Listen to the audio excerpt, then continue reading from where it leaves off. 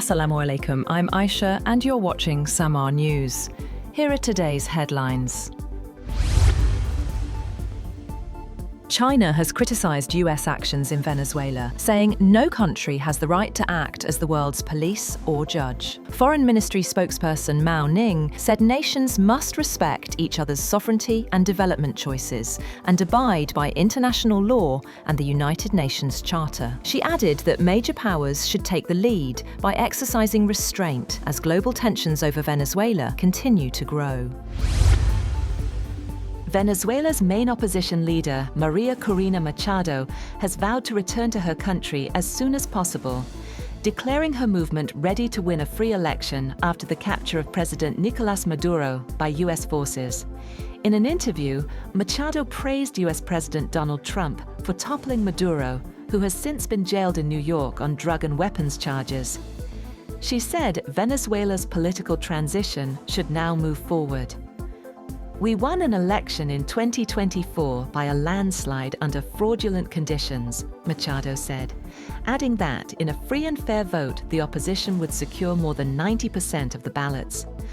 Machado, who fled Venezuela in October to receive the Nobel Peace Prize, did not disclose her current location or details of her return plans. She remains wanted for arrest at home, where Socialist Party loyalists continue to control key state institutions. Republican US lawmakers have said that President Donald Trump does not plan to occupy or nation build in Venezuela after attending a briefing by top officials on the administration's policy toward the South American nation. Republican House of Representatives Speaker Mike Johnson of Louisiana told reporters after the classified session with Secretary of State Marco Rubio, Secretary of Defense Pete Hegseth, and other senior officials that there are no US armed forces in Venezuela, and the country is not occupying that country.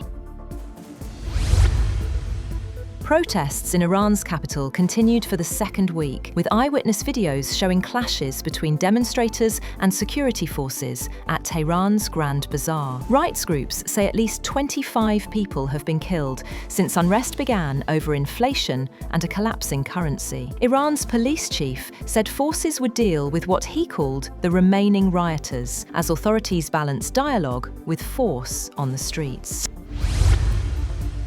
Ukraine's allies are meeting in Paris today, seeking to finalise as much as possible their contributions to future security guarantees to reassure Kyiv in the event of a ceasefire with Russia.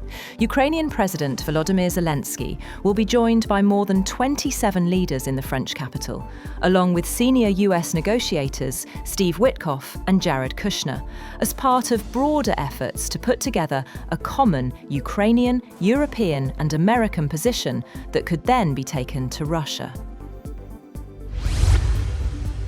China has banned the exports of dual-use items to Japan that can be used for military purposes, effectively immediately. A Commerce Ministry statement showed that exports of dual-use items to military users or for any purposes that contribute to enhancing Japan's military strength are banned, adding that organisations or individuals from any country that violate the ban will be held legally liable. An earthquake with a preliminary magnitude of 6.2 hit the western Chugoku region of Japan, followed by a series of sizable aftershocks. The Japan Meteorological Agency said the epicenter of the first earthquake was in eastern Shimane Prefecture, adding that there was no danger of a tsunami. Chugoku Electric Power, which runs the Shimane nuclear power station, said operations were continuing as usual at its number 2 unit. Japan's Nuclear Regulation Authority said there were no irregularities following the quake. At least 14 people have been killed after being swept away by flash floods in Indonesia's North Sulawesi as the search for the missing continued. An official said heavy rain early on Monday triggered flash floods on the island of Siau, located in the region of Siau Tagulandang Biaro. 16 rescuers have been deployed to search for 4 people who remain missing, while 18 people have been injured so far. The United States has ended its long-standing guidance that all children receive vaccines against flu and 3 other diseases, a sweeping change that advances one of Health Secretary Robert F. Kennedy Jr.'s long-term goals.